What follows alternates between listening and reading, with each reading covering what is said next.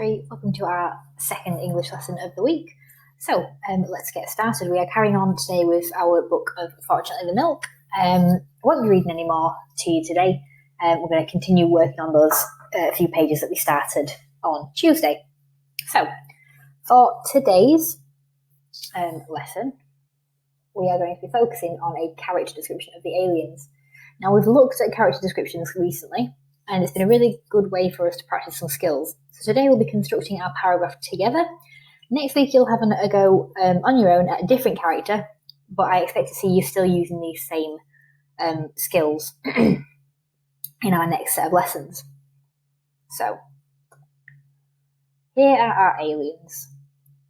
So we've been given some words to describe them. So he's told us they're a bit green and globby and grumpy. So for today's lesson, as always, make sure that you pause on each page.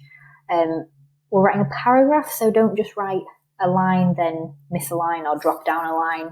It should all just run on together. It is one whole paragraph, not just loads of sentences. If you do write like that, hopefully yours will look like my paragraph does at the end, so it is a whole chunk of work rather than just random lines. So let's get started first by writing down a few words which you might use to describe the aliens. So, if we have a look at our alien, a few words that I've quickly come up with, either using things from the book or just having a little think. I've chosen globby, disgusting, grumpy, unusual, gooey, green, runny, strange. Now, there are a few words. You could even use a thesaurus and find these words and then choose some synonyms, so words have a similar meaning to these words to describe them. So, first task, have a go. Now write down just a few adjectives that you might use to describe him. You might do some emotions like grumpy, so how does he feel? What are they like? Is their personality? So have a go down first. Okay, sentence one. We are going to explain who we are writing about in a simple sentence. So my first sentence is the grumpy aliens had come to take over the planet. So I'm just explaining who they are. So they are aliens and why they're here. So remember, pause after each slide and write your first sentence.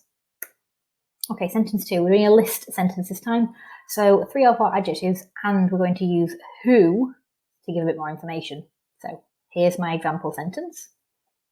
So they were odd, blobby, drippy, oozy. So I've got 1, 2, 3, 4 adjectives. Now I've used the word beings as a pronoun instead of saying aliens all the time, who seemed rather bossy. So who seemed rather bossy.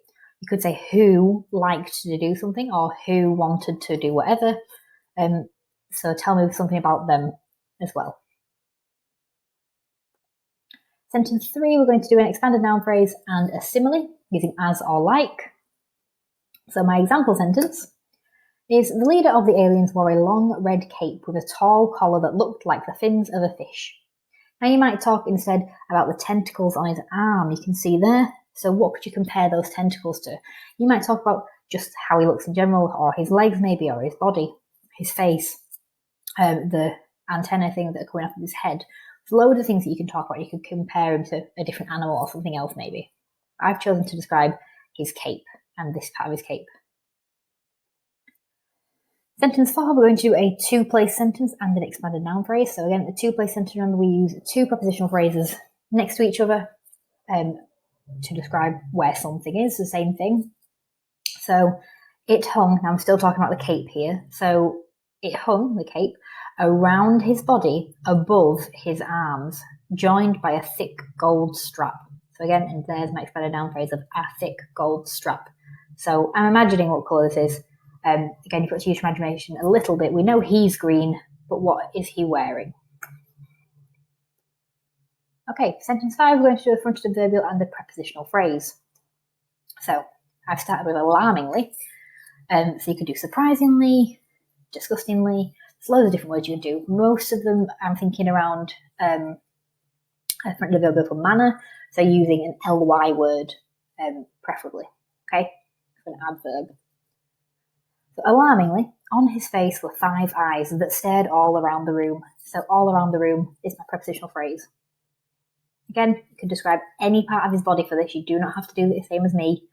Do you want to see your sentences looking different to mine? I don't want to just read my own work with a few different adjectives. Okay, sentence 6, we're going to do a simile again. So there were layers of slime covering his disgusting body that made it look as though he was melting. Then we're going to do a 2A sentence, so 2 adjectives to describe a noun, then another 2 adjectives to describe a different noun. So he stood with a sticky, wrinkled brow, so that's his forehead, explaining his evil, devastating plan.